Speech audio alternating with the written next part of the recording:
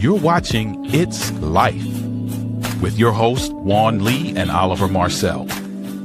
Come join us for enriching, enlightening, encouraging, and thought-provoking conversation. Let's go. What's up, everybody? Hello, everybody. What's up, Oliver? Hey, man. How are you? I am doing, flu free. Hey, excellent. I'm flu free. That's excellent. Yeah, that might date this a little bit, but oh well. Okay. Hey, it's all good. It's all good. Listen, yeah, it's that thing. Since we've already dated it, you know what I mean? That thing is going around in waves too, man. So My brother died. He's a double hitter this year. man, Got hit twice this year. So yeah, I'm hoping. Well, look, everybody, I hope everybody has navigated the health issues that they have as far as the bug. Unfortunately, Oliver and myself was unable to this year, but we're gonna continue to. We're in springtime now, so hopefully we can call this one over and done. But Welcome, everybody. Welcome back to It's Life. This is a Clear Journeys platform where we share with you information and resources that help you navigate life more successfully. We stop, and it's built on a foundation of something that I wrote a book a few years ago, and it's called Love Made Simple: The Guide to Inner Peace, Contentment, and Success. And it's the foundation. It's a love mindset that allows us to navigate life more successfully. And what we do at Clear Journey is we provide resources and education so that people will have the right attitudes and the right mindset so that they will be able to navigate all of the various areas of life. Mainly the ones that we talk about are finances, relationship, health, and overall self-improvement. And what that is it's Clear Journey. Clear Journey is where we provide you the resources that you might need in any area of life to navigate it. So that's what Clear Journey is. And this podcast is a extension of it as a way of being able to provide that to the community. And we are here. If this is your first time, by all means, register. Subscribe to our YouTube channel. Go over to our website and register for our newsletter and see what the events that we have coming up. We have a monthly conversation about love is the answer. That we do that once a month. You can go over to our website and you can be able to register for that and just come on out and have a conversation as to how we navigate. How do we get to this concept of being able to navigate with the right mindset? And it's love is the answer, so we can you can do that. And other things that we have for you to help you navigate life is over at the website. One of the other things is we think that is really important, and it's going to be very important as it relates to specifically tonight's episode, is that we have a book. It's an ebook that if you go over to the website and you can get it, it's called Budgeting Made Easy, a guide to taking charge of your money. We believe that this is essential. It is essential for you to be able to navigate this thing called life. It's to be able to successfully manage your resources, and that's critical. And hopefully tonight you'll see some of the reasons why that's so important, because we have a guest that's going to really show us how we use our resources from day to day determines how we navigate this thing called life. And it allows us to reach our goals, sets us up for success in other areas. And then at the end of the day, it leaves a legacy. It really presents ourselves a way that we can provide things into the to the next generation. Again, we talk about how much the mindset has to be to do that. It has to be intentional. And it's Mhm. not something that we all of a sudden wonder why, you know, certain people have, generational wealth. It starts with a mindset, and then you have to put the mindset to making it happen. Opportunities, but also the right mindset. Yeah. Yeah, that's important.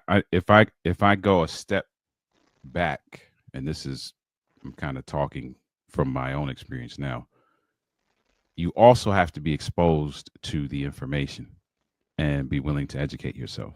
Um, there are many individuals who are not exposed to uh, any type of financial literacy information and education, and as such, don't even know what mindset they're supposed to have. You know what I mean? So, I always enjoy getting the opportunity to sit at the feet of, as it were, individuals who are in this space, because I always learn something. And there are some things that I didn't become exposed to until much later on in life. And so I'm always eager for these kinds of conversations, because for me, they are enlightening. And so for those of you who may be watching uh, or watching the replay of this, soak in as much of this as you can, because as your mindset is being developed, as you are learning the importance of discipline and consistency, you need to know where to apply that discipline and consistency, right? And so getting this information and understanding why it's important and what are the first, second, third, fourth, etc. steps that you need to take is crucial to how you navigate life and your ability, uh, an opportunity, if you will, to navigate it with some level of success. Absolutely. And that's you just stated Clear Journey's whole purpose is to make this information available with the right mindset so that you can utilize it to its fullest potential. Hmm. It's one thing to get the information, but it's sort of like an opportunity. If you can't see it, it ain't there, you know? And so what we're trying to do is to make sure that when the opportunity comes by, we're well prepared to receive it and accept it and run with the information, Yep. you know? And so that's why we have the guests like we have tonight. And let's just tell you who it is. Tonight, we have a guest who is a senior partner at Frame Wealth Partners and is a certified planner, is certified retirement counselor with a passion to help people, individual, align their wealth and their values. She empowers clients to build financial security and lasting legacies. As a breast cancer survivor, she has a deep commitment to resilience, financial preparation, preparedness, and purposeful living. She was featured in the CEO magazine. She's a trusted mentor in wealth management. Today, she shares us insights in financial planning, retirement, and creating a future of, of confidence and stability. Please welcome our guest, Annette Quigley. Hello, Annette. Hello, and thank you so much for having me. I'll have to give you $20 for making me look so good. Hey, you don't have to give it to me. You look good all by yourself. It's all right. It's all right. We I appreciate you appreciate being it. here. We appreciate you being here. I tell you, I guess we can just get started. And well, let me first. Is there anything else you would like to share before we get into the question and answers? Really, a lot of what you just said really resonated with me. We don't know what we don't know, to your point, Oliver. So hey, that's interesting, I want to learn more. But the other part of it is, where do I get that information? Who can I trust that's going to deliver that information correctly? Because in today's world of TikTok and Facebook and Instagram, and you have folks that have learned to kind of preach, this is what you should be doing, but of course they're not knowing you personally. So I think we'll get into that further in our discussion of how important it is to just find someone that you trust, that you can ask those questions to, and start that financial journey. Yeah. I think that's the first thing that we all have to know and understand. I mean, we're in a totally different information age. And so we have to be careful there. So let's start with your financial journey. Personally, what inspired you to pursue financial planning and wealth management? Well, part of it is, I grew up in a middle-class family. It was always instilled, in me to save money, but I never really had the tools to, what is a mutual fund, and what is investing, and what is a great return, et cetera. So I'm kind of a problem solver. I like solving puzzles. I like helping people. I'm, the family travel agent. I'm the, kind of the go-to in the family for a lot of things. So I came to realize that what makes me tick is being able to put that puzzle together, and recognizing that oftentimes a financial life or a family dynamic is very much like a puzzle. And how can I solve that and come up with a plan? And it's very rewarding to me after doing this. And in some cases, I've had clients now, luckily for decades, where I can actually see the financial plan that we may have put together decades ago that has finally come to fruition. The goals that we set are now being realized. In some cases, it's sad because maybe someone passed away, but there was insurance to take care of the family, or someone became ill. There was insurance for them to be able to be comfortable in a nursing home, et cetera. Or someone retired and now they're getting income and taking that trip of a lifetime. So a lot of it is rewarding to me, and I wanted more of that. I wanted that relationship. So the more clients that I realized I could help, and the more issues that came across my desk, it's never boring. It's always challenging. It keeps me, on my toes. But that's really a big part of, why I started and why I continue to do financial planning. Okay. In this process, what would you say are some of the key principles that everyone should follow when making plans for their future? Well, I think that folks need to realize that financial planning it's not just numbers. It's not really even just a particular product or a particular stock. It's oftentimes the strategy behind that. So it's kind of building something that aligns with your values, your resources, and the life that you want to live. To your point about the ebook, I think that's amazing. I often say budget, budget, budget. I know it sounds easier said than done, but we really have to try to spend less money than we make. We want to be, very aware of that emergency, type savings, because, something could go wrong with the car. There could be a medical emergency. You might need to help out a family member, and you want to make sure you're not having to be in a predicament, if possible, to put that on a credit card, especially at today's rates. So building that foundation is really key, and then basically taking it a step further to say, hey, here's my goal. Most of the time, we as people, we know what we're supposed to do. We know we're supposed to put money into a retirement, pay down our mortgage, we try to save, et cetera. But we don't really manage our money like a business. So if you think of a business says, hey, this is where I want to be in 15 or 20 years. Here's where I am now. How do I get there? And they kind of do it backwards. They don't just put money in and hope that things arrive. They go way out and say, hey, here's where I am. How do I get there? So when you do that, you kind of create a foundation. So now you have something that you can go back to. It's a repeatable process. So you know when to pivot, you're tracking, you're measuring, and now you're understanding, and in some cases celebrating successes. in other cases, learning maybe from some failures, but it's always keeping you on that forward trajectory so that you're able to eventually realize those goals. Let me ask you a question there real quick, because you said something about go to the end and then work backwards, basically. Mm-hmm. What defines that? How do you define going to the end? Is that a dollar amount, or is that a event? What is that? So it's basically when you work with a financial planner, more often than not, we will have a financial planning software that we're affiliated with. So it starts with just a conversation. I would like to retire at 62. But what does that mean? Will I have enough money to do that? When should I take Social Security? What is my lifestyle now? Am I going to need that same income, in retirement? Do I have enough saved to, duplicate that?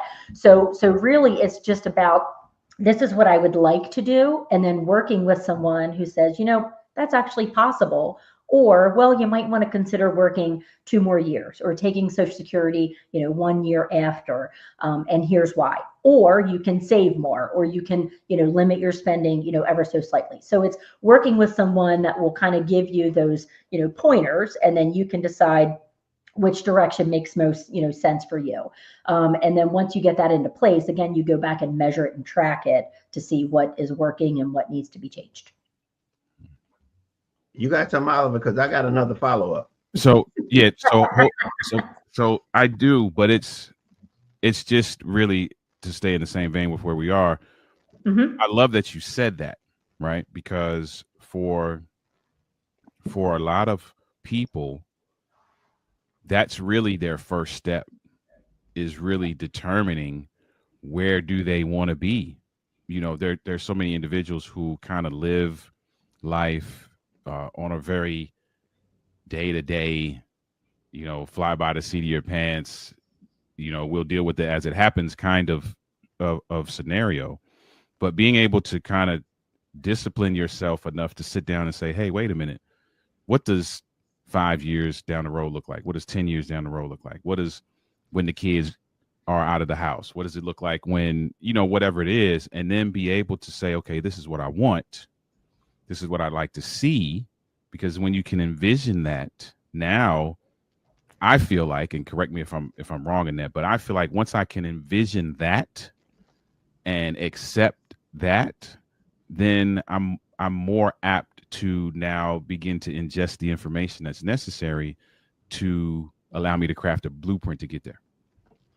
Correct. And you're either going to make the necessary lifestyle changes, Mm-hmm. or you're going to revisit those goals and realize that, some of them are attainable, maybe at a later date. Some of them might have been, too far reaching, and it becomes a balancing act because it's, hey, I really want to go on this 3-month European cruise. But if it means I have to work 3 more years to get there, then maybe I go on just a 2-week cruise to the Bahamas, forget the 3-month, cruise, and I'm able to, still go on the cruise, but maybe not, one that's as expensive. So part of it is just, working with a partner, more importantly, an accountability partner who's going to hold you to those lifestyle changes, and just revisit that plan, several times throughout the year to make sure that you are indeed on track. Yeah. Good stuff. And my follow-up to that was, even in the process of doing that, is that when you're having this plan to do it, now my question just escaped me. It's coming back. It is coming back. But it had to do with the fact that if in the process you're gathering, you want to do something, but yet you don't have the means to get that done. How do you position a person? And I guess we're back on the mindset at this point, because it's what's important. It really becomes down to what's important to you, and doing Right. what it takes to get there. Right. And I do deal with folks that, it may be a bit premature for me to take them on as a financial client.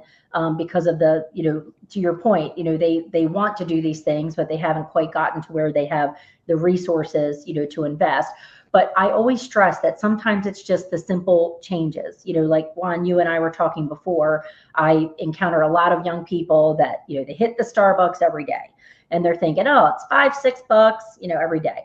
Well, I try to point out that, hey, that's, $5-6 a day times 5 days a week times 4 weeks in a month, et cetera, et cetera. And if for somebody that's in their 20s or 30s, they're really not just spending that $5 or $6 a day. They're really spending, in some cases, tens of thousands, because if they would have chosen to invest that money, even in a, moderate, portfolio, they're losing the opportunity. So that is costing them, maybe they're now working that 1 or 2 years later because they needed to get that Starbucks, or they needed to get that, new handbag, or they needed to have the latest, iPhone.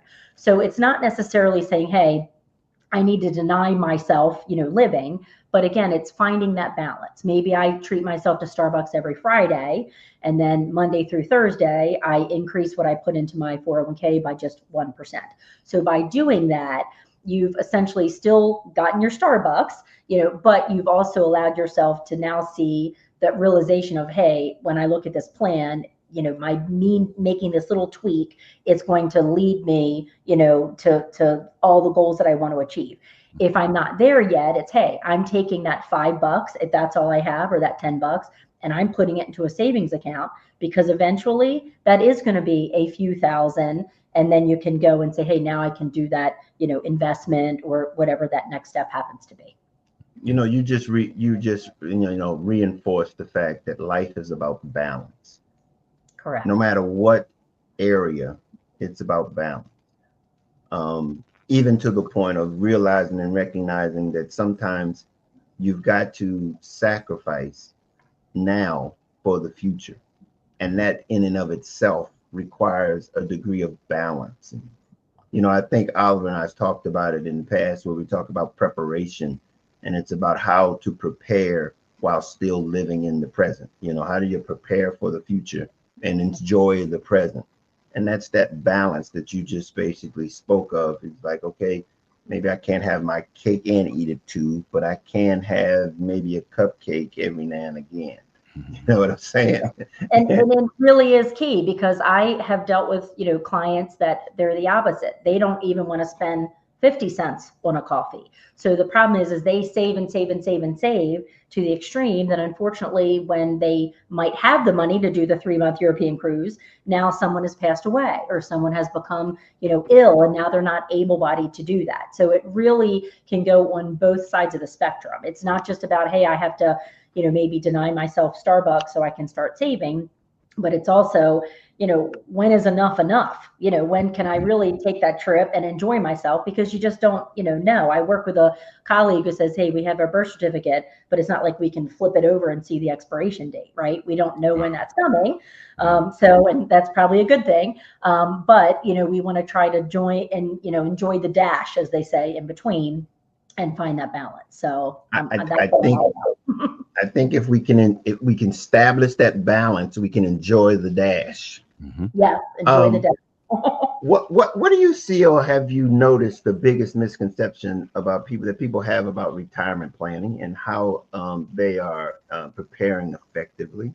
What is the misconception? I think a big part of it is kind of what we just addressed. It's only for the wealthy. Only the wealthy need, retirement planning. And that is not, it couldn't be farther from the truth. If you have anything to protect, if you're working and you have an income that will go away, if you're no longer there, if you have children that you want to make sure go to, college, and how's that going to be affected if you're not there, or one day you want to retire and, realize these retirement dreams.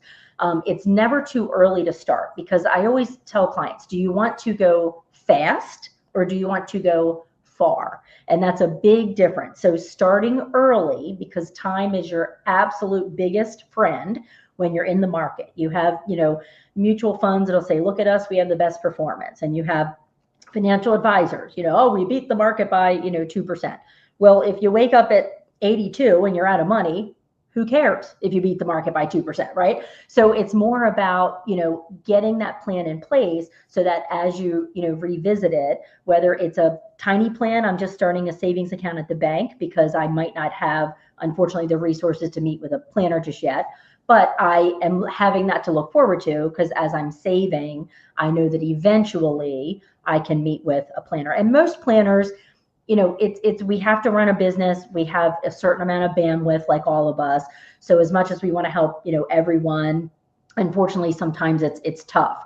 But most planning teams, I can only speak for mine and the other planning teams that I know, they have like that next generation of planners that we're teaching and mentoring. And, those folks are still building their business. So in a lot of cases, with the oversight of the senior partners, they're able to take on that client that might just be starting out and may not yet have the resources that otherwise you would have to qualify to meet with one of the senior partners, if that makes sense. Yep. So I might be getting ahead of where we're going, but since you mentioned it was mentioned a couple of times in terms of saving to have the resources to meet with a planner and what that looks like. So I know this is probably going to be relative to individual situations, right? But if I am one of those individuals who I'm like, man, I don't think I have what I need right now to meet with somebody, what should be a goal of mine in terms of, okay, I'm putting the Starbucks to the side, or I'm not doing XYZ so that I can get to what space? It all depends. And I hate to sound like an attorney, but it really does depend because again, it depends on what your goals are, how long of a, time horizon you have. If you're going to work for 10 more years, you're going to work for, 20 more years, how much you already have saved because, perception is reality. There might be someone out there that says, I've, managed to save $100,000. It took me, my whole life to do it. And I don't think it's enough to retire. And there might be someone else out there that says, I finally managed to save my first 1,000 and now I can, look to save my second 1,000. So those, perceptions, those realities are completely different. The goals of those individuals or how long they have to work or what their current income is, what their family dynamic is, are probably very different. So it's just learning to, have that conversation. That's the first step, is have a conversation with someone that you trust that can either provide you the resources directly or introduce you to someone that can then, provide those resources for you so that you can then say, hey, I might not be there yet, but here's where I need to be. That's my first hurdle. And then I take it to the next step once I've realized that. Okay. So, but my follow-up to that is, for those who might be listening or may have this question, define resources. Resources being like a certified financial planner like myself or some of the, associates on my team. Bankers are a good resource, if you're looking to, purchase a home, get equity out of your home, and things along those lines, or even just open up a savings or, a CD. The internet, we all have Google. I honestly would not say is the best resource, only because it can almost be overwhelming. If you, Google a simple question, you're going to get probably 10 different, opinions on that, question. So I would say go with a real person. We all have AI, ChatGPT, Google, and what do they say? 70%, I guess, of what you Google, you can actually believe to be true. So it's always meeting with a person or talking to a family member or a neighbor or a coworker, who is it that they may have talked to. That word of mouth, I think, is really powerful. Thankfully, I've had, clients that have referred to me because it takes a while to build that trust. So if that, colleague or neighbor or family member has trust, that's a great place to start, because then you kind of already have that comfort level when you meet with them, to start asking those questions. Okay. Well, I know we've talked a little bit about this, but how has your personal journey impacted your battle with cancer, breast cancer? How has that influenced your financial advising and your counsel? I know we talked a little bit about the extremes of preparing not enough and then never having and then never get there to have it once you prepare for it. But how has that impacted your counsel? I think probably the biggest thing that I brought from that experience, and I had friends that have gone through it that unfortunately were not able to, come out, as a survivor. I've counseled other, women going through it, which helps me, continue to heal, because now I can be a resource, or just a listening ear to them. I think it boils down to being present. And that's the biggest lesson that it taught me, because I've always been, the overachiever. I'm always having a conversation and thinking of what I need to do for, dinner, or the next, phone call I need to make, or the next email, or, this person in front of me is going too slow, or, taking too much time, because I'm always trying to, just better myself. And what I realized is, being present and not just, listening to what someone's saying and hearing what they're saying, but understanding, what they're saying, and trying to put myself in their shoes has been an eye opener for me. I mean, it was really life changing. And I know most people that know me, and most cancer survivors that I know, will say it was the best thing that ever happened to me. It was awful. Obviously, it was not fun. I had to go through chemo. I lost my hair. It was yucky. It took my, its toll on my body. But coming out of that process, it just makes you appreciate the little things. You kind of slow down a little bit, and you have more appreciation for other people. If that person's going slow in front of you in traffic, maybe they're having a bad day. Maybe they got bad news. So you start to realize and kind of not just internalize it, but I use that in my practice, because now I'm like, hey, I'm more patient than I may, have otherwise been, and just more understanding, because there's a lot of emotions that go into financial planning. It's not just, again, the numbers, it's the people behind the numbers. So it's really taught me a lot to just listen, understand, be patient, not, try to just be thinking of my reply as someone's asking me a question, but just listening to their answer first, and then, thinking of my reply. So it's definitely helped me in that respect. And I'll be 18 years cancer-free coming up in May. Well, congratulations. Yes. All right. That's awesome. All right. That's a cancer survivor there. That's what I'm talking about. Yeah, that's a blessing. Wow, good stuff. Thank you. Let me ask you, how do you then help individuals plan, line up with their values? How do you help them do that? How do you help people find and align their financial decisions with their personal values? I think in large part, it's recognizing how they feel about money philosophically, because a lot of times how they feel about money and what they're doing with their money has been passed down, like from generation to generation, right? So I have to tell a lot of my clients, it's like, well, I only do CDs because that's what, my dad did, or I only pay things in cash because that's what my dad did, or my mom did. So I try to recognize, because that is going to have a huge impact. I can tell them, hey, you should be doing this. But if they feel like they're derailing from what that, generational family plan has been, I can tell them all I want, but they're either going to do it and follow my advice and, lose sleep over it, or they're not going to do it, because again, they, have that strong feeling, whether they inherited money. I've had folks inherit money. They don't make a single change to it because they don't want to disappoint mom or dad, in that process.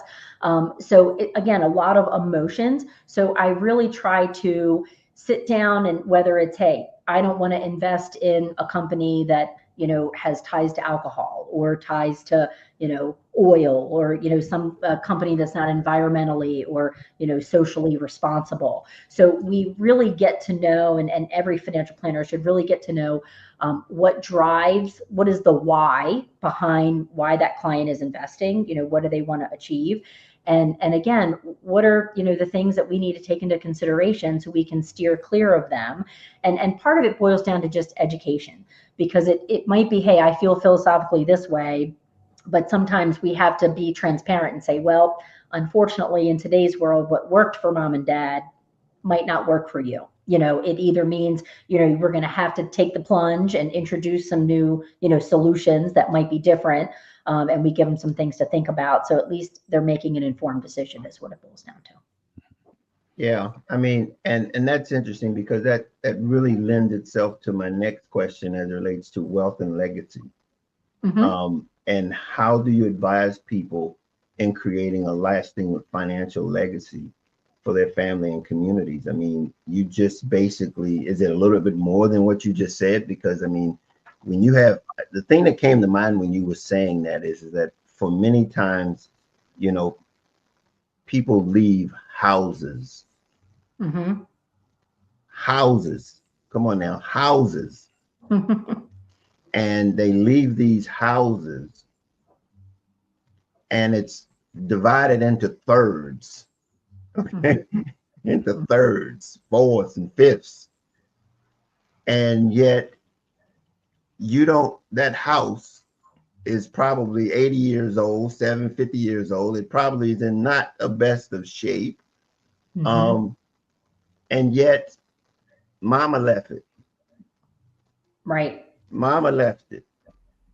How do you help people navigate situations that emotions are involved in situations like that? Yeah, and that's a great question, because a lot of it, me personally, I can't speak for other financial advisors, but me personally, I take great pride in trying to get to know the entire family. Because if I'm just dealing with mom and dad, but I don't know the three kids who are now going to have to divide the house, and if something happens to mom and dad, I feel like I've failed as an advisor. Because if communication is key, if the family is communicating, these are my wishes, these are my, wants, this is what I'd like to see happen, and that's an open, discussion, versus some people, are very private about that, and that's okay.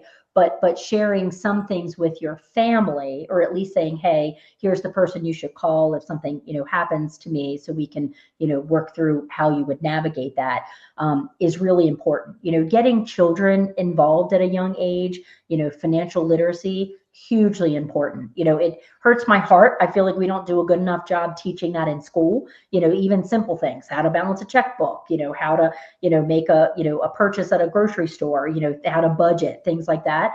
I think if we, I have a lot of clients that might have 16, 17, 18, 19-year-old children, and I will ask to take a meeting with them.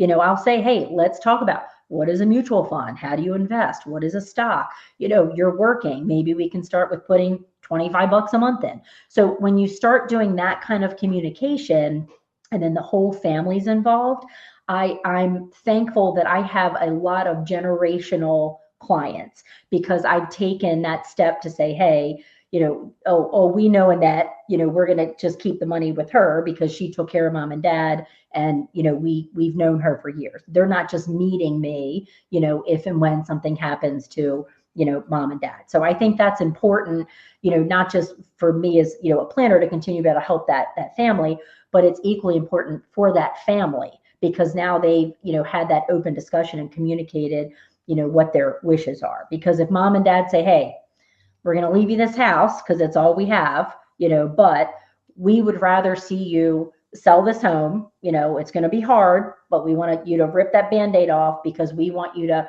have this money and, save it for your retirement, or put it toward your, the grandkids' education, or whatever that may be. But they're having that discussion. Most of the time when people kind of panic and they don't move forward, it's simply because they feel like they don't have the answer. And then they start to assume what would mom and dad want them to do. And then they become kind of, it's paralysis by analysis. And then they get, they kind of stay where they are, and then they're not able to accomplish those goals. Yeah, I mean, because it's so very interesting. I'm just going to interject because that scenario happened to me. Okay. And so it's like, and the thing about it is that we heard the stories even as they were getting older, as they Mhm. got older, and it was like you always have a place to stay. If whatever you needed a place to stay, you'll have a place to stay. But unfortunately, that's not what happens 50 years down the road. Everybody got their own place, and but they could only hope to give what they knew. And Right. so you end up in a situation where you really, you know, have to make a decision, because in essence, what they were saying is that they're trying to take care of you. They're Right. trying to say that they're trying to take care of you. And the way they knew to take care of you was to have keep you with a place to keep a roof over your head. Right. But the taking care of you, that roof now, it's amazing. That roof 50 years later was worth 30 times as much as they paid for it, Mm. Right. 40 times more than they paid for it. Right. Can you imagine the advantages that would take or give? I mean, when they say real estate is king, I mean, it's talking about it. I don't think there's anything that compares to it. But to be able to see that type of return and understand that that's what that is Mhm. taking care of you.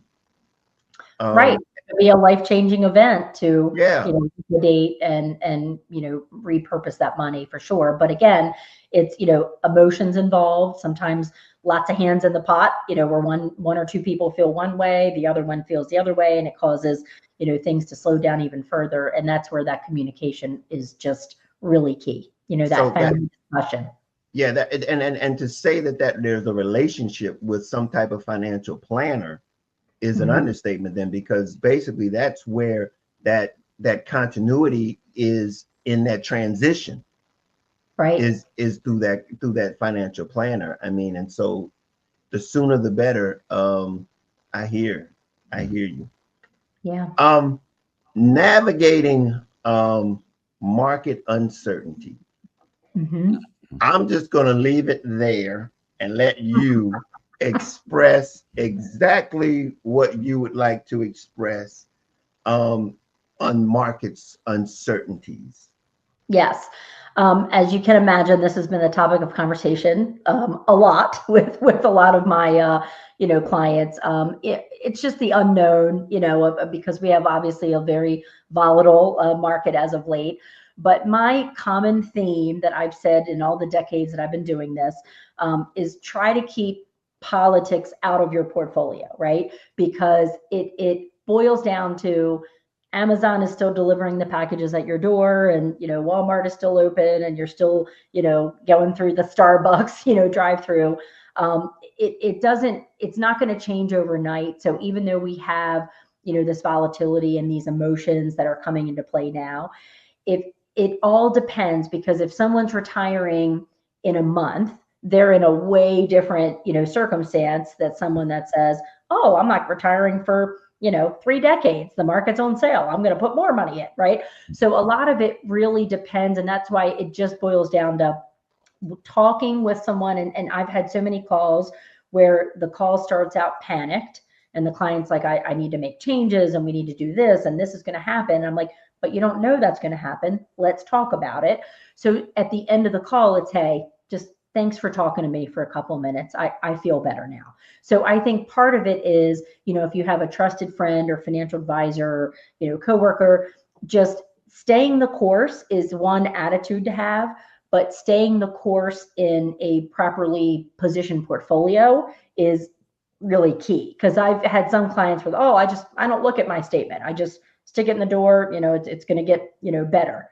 Yes, but if your portfolio is not properly balanced and you have a lot of volatility, it maybe takes you longer to recover than somebody that's in a diversified portfolio. So it really is key to look at the investment, but more importantly, to talk with that trusted advisor, so that they can say, hey, you're retiring at the end of the year, maybe we do take steps to reposition your portfolio into something that can limit losses.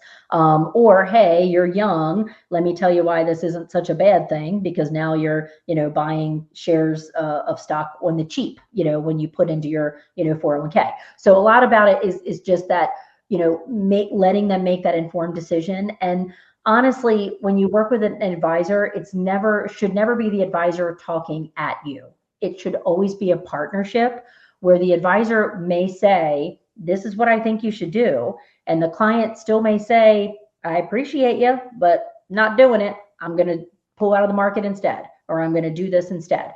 And they have every right to do that, but they've made an informed choice at that point because they've weighed what all the options are. So we don't always agree. We're just here to provide counsel and provide that kind of objective standpoint to help them get through these, trying times. And even like we just had in 2022, I was kind of financial advisor / therapist in 2022, as you can imagine, but we made it through, so that's really what it boils down to. So this is interesting because my next question is, what are some of the common pitfalls in people, the mistakes that they make in planning for their financial futures, and how to avoid them? Is that different than the volatility of the market, navigating the uncertainty of the market? Is there some other additional pitfalls that maybe people present or find themselves in? For sure. I would say we all think that we have plenty of time, right? We have plenty of time to get that done, right? And then next thing you know, it sneaks up on you. I don't know about you, but I feel like I said Happy New Year yesterday, and now it's going to be April, right? So what happens is they think, young people a lot of times are like, well, I'm working here. This might not be my permanent job, so I'm not going to put into that retirement plan now. I'm going to wait until I get my, career. Not realizing that monies that you put into a retirement plan can be transported with you. So why wouldn't you start, to take advantage of that, and then just take it with you, and then take it with you again, or again after that, until you find that, permanent solution. Because a lot of times, again, it's not about going fast, it's about going far. So time in the market is your very best friend. It doesn't matter. There's no fancy solution, that's going to, make you better off if you're starting, saving at 55. Unfortunately, you're not going to be in a position as someone that starts at 35 or even, 25. So a lot of it is, hey, it's never too early to start. And just make sure that you're doing a plan that aligns with what your values are, and that's going to help you meet what your goals are. I stress that because retirement for some people is, I just don't want to set the alarm on a Monday morning, and I want to spend more time with the grandkids, maybe take a weekend here and there to Ocean City. Retirement for other people is, I want to buy the car of my dreams and I want to go on a European vacation. Obviously, that person's going to require more resources than the person that says, hey, I just want to have enough money to tithe to my church, and I want to have enough money to spend with my grandkids.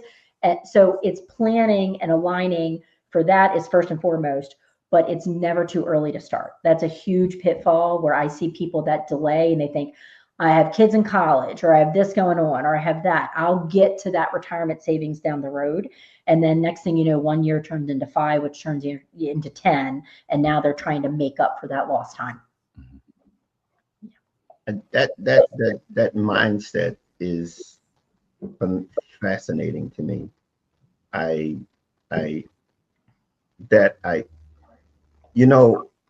As I've gone through this journey, I look at the end of this journey. It's sort of like what you're saying as far as planning. And I go to the end of this journey, and I find myself at the journey going like, okay, how does the end of this journey end? What does the end of this journey look like? Mm-hmm.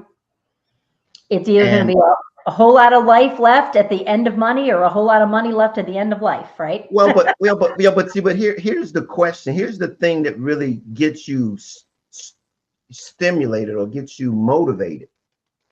No matter when you come to if you're 30 years old, 20 years old, 15 years old, however old you are, this road is going to come to an end.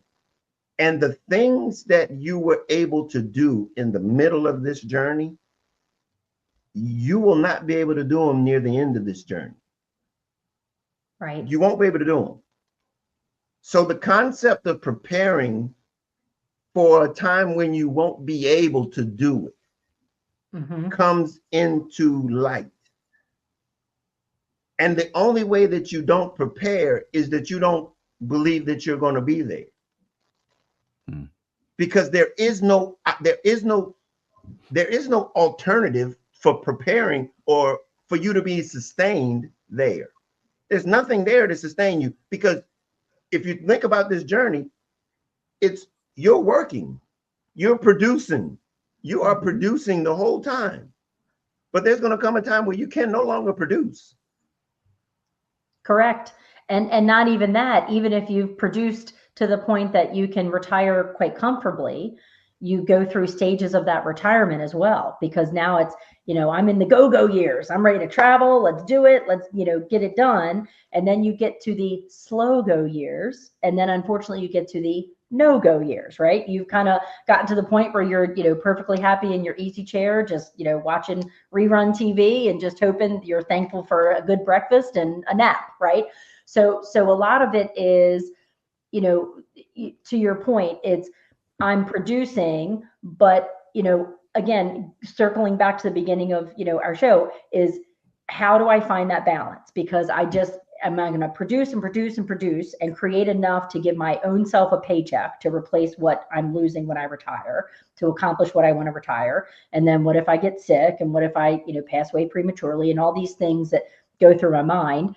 And then in addition to that, it's okay, well, I have enough, but well, what if the market goes down? And what if I now have to, help elderly parents that need healthcare, or I have a child that's moved back in unexpectedly, with their child. And now I'm helping, I'm a sandwich generation helping support them.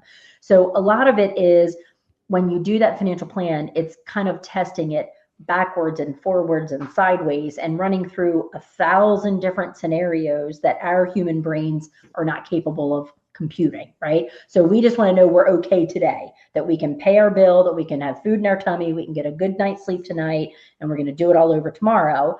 But coming to that realization of, like you said, eventually, this is going to happen. I'm either going to have made some poor choices and I got to live with those, or I can make some better choices or redirect now, while I have time to do so that I don't have to live with those consequences. And I know that someday I can retire and, like we all want to, and live that retirement, that we dreamed of. Yeah, but that's what I'm saying. It's just that there's no alternatives there is what I'm saying. Oh, no. There is no alternatives. It's either you do or you don't, and how you manage what it is. But to know that there's going to come a time where there's no engine running to get this revenue so that you can live. And if you're not preparing for it, it ain't going to be there. Right. I think that's the Social Security. I've seen people that are just living on Social Security.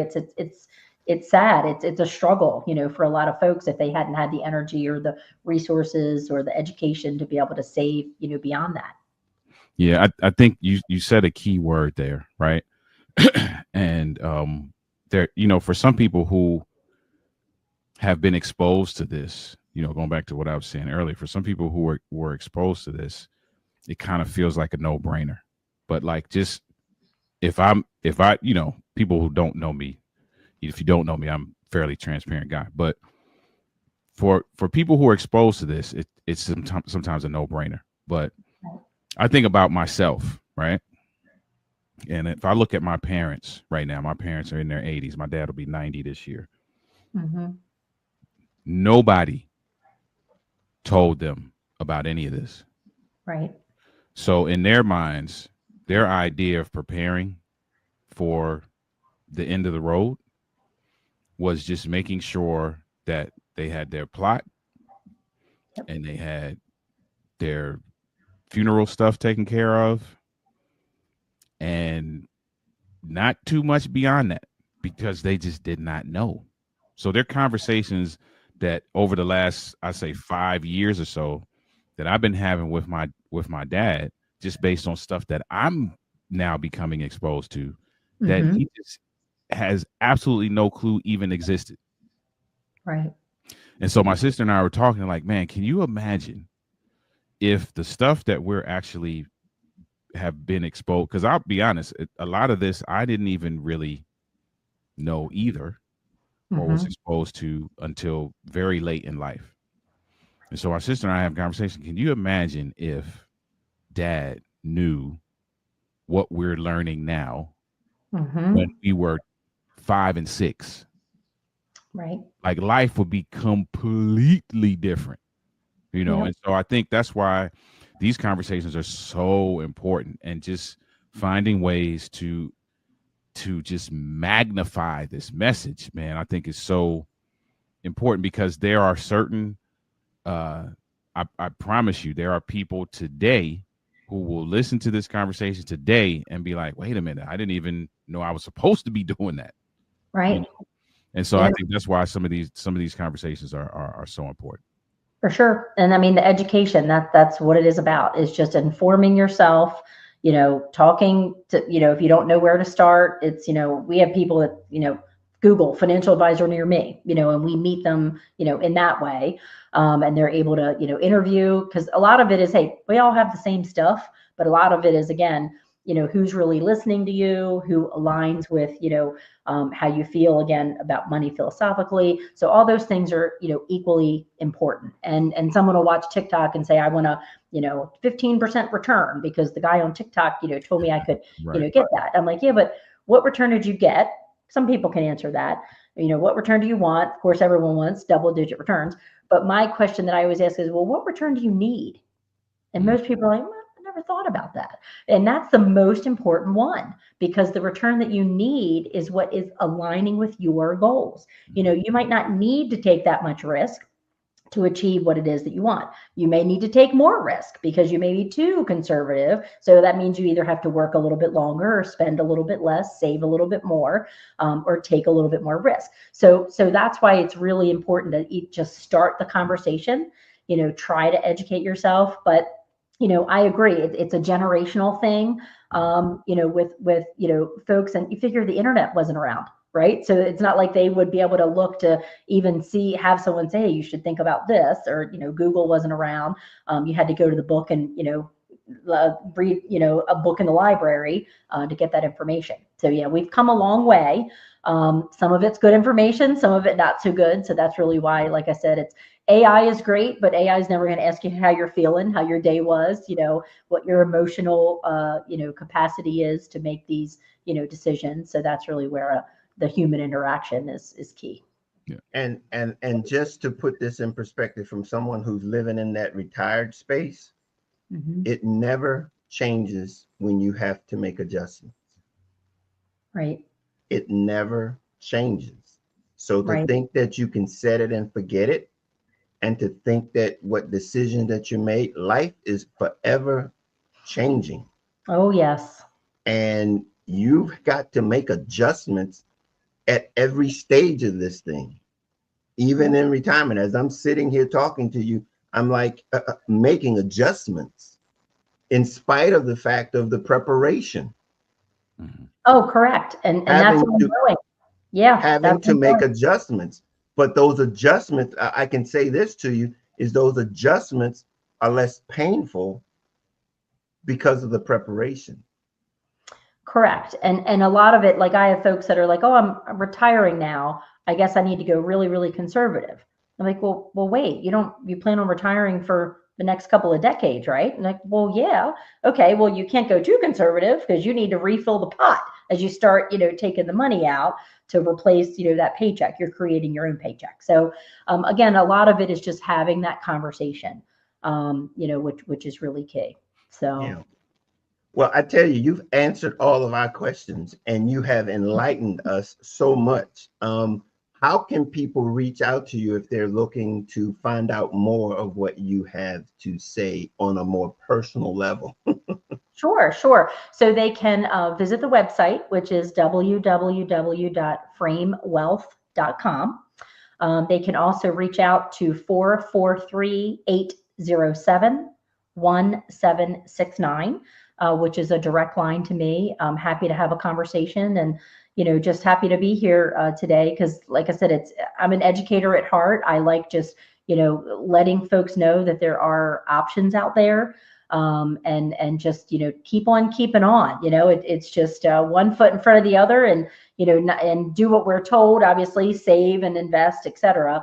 But do it the right way, and do it, with the good strategy behind it, and do it with someone that really cares about the goals that, you're trying to achieve, and what makes you tick, what keeps you up at night, and how you can achieve that together. Well, Annette, I want to tell you, thank you very, very much. We've been this time has been long in coming, but I really appreciate you being here with us tonight. And if it's it, I look, the information is essential to us being able to navigate this thing called life. And You so I got it. think the more we know, the better we all are off. So thank you very much. We're going to close the show off. You have anything else you would like to close out before we go, Annette? No, thank you, Juan. Thank you, Oliver. I was so happy to be here, and hopefully it brought some value to your listeners. Absolutely. Indeed. All right. Thank you. Definitely did. All righty, then we're going to send you back, and we don't go anywhere though. We're gonna just say thank you again. All right. Thank you so much. Good stuff. Well, all right. Yeah, Hmm. I always like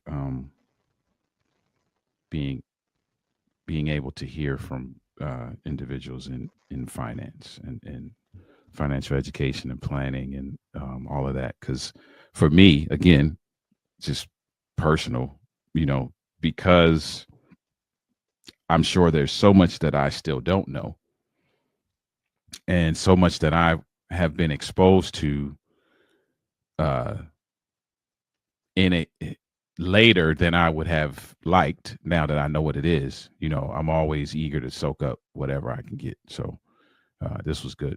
Good Well, I information. tell you, the thing that you said, and I reiterated, it's never ever too late. Hmm.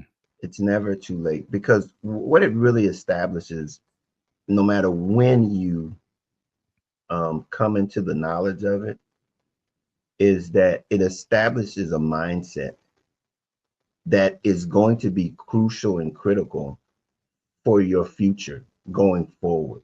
Hmm. And so to be able to make the changes or make the adjustments that, again, like I said, and I don't know if people really get what I mean when I say, I'm making adjustments. We're making adjustments. Hmm.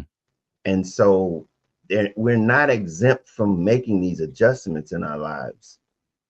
But the mindset is what allows us to be equipped and willing to make the adjustments. Hmm. When the information comes, irrespective of when it is, to make the adjustments. And and I'll be honest with you, I'm never going to say that they're easy, Hmm. but the fact is that, let's be clear. I mean, I'm finances is always a part of your daily discussion. Hmm. What you can do, what you can do, what you shouldn't do, what you want to do, what you think you want to, and you have to make some adjustments. Right. And so, the things that she's talking about, get a team, find a resource that can provide you with things that you don't know, because I mean, one of the keys about budgeting, and it's something that I learned early on in my marriage, is that you don't know what you need to budget for if you've never had a home or house or had things that you need to budget for, Hmm. you know. But when you come up and you got a radiator that could go bad, or a roof that's going to be bad, or you got these things happen, and if you don't budget for them, you're going to find yourself short. Hmm. But you don't, if you're not you had no reason to think about those things prior to that. So when you get somebody who knows some things that can say, oh, you're buying that house, things you need to consider is that water heater, the furnace, the air conditioning compressor, the dishwasher, the microwave, all of those things that you take in for granted, they need to be considered. Hmm. And so that's what finances do for you. It allows you to get ahead of the game.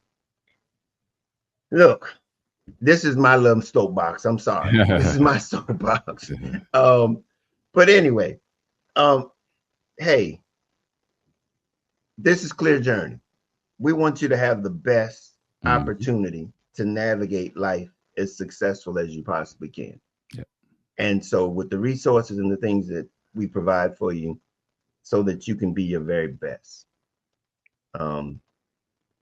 That's it. That's the nutshell. Mm-hmm. That's what it's about, being able to navigate life with some level of success. So that being said, Oliver, let people know how they can meet you, reach out with you. So if you are a social media person, the handle is right there on the screen at Denali LLC. For those of you who maybe this is your first time seeing or hearing from me, I'm an author, speaker, and coach in the relationship building and men's enrichment spaces. Just helping individuals to build and maintain their dream relationships, whether it be personal or professional. Author of the book, Overcoming the Man Laws, for the man who wants to be his best despite what he was taught. And so you can, again, find me on social media here everywhere. If you are an email person, you can feel free to email me at the email that's on your screen. Would love to have a conversation with you and help you navigate successful, healthy, thriving relationships. And support him. He is a strategic partner of Clear Journey. So we want to be able to help him and support him in any way we can. So if you need him, connect with him.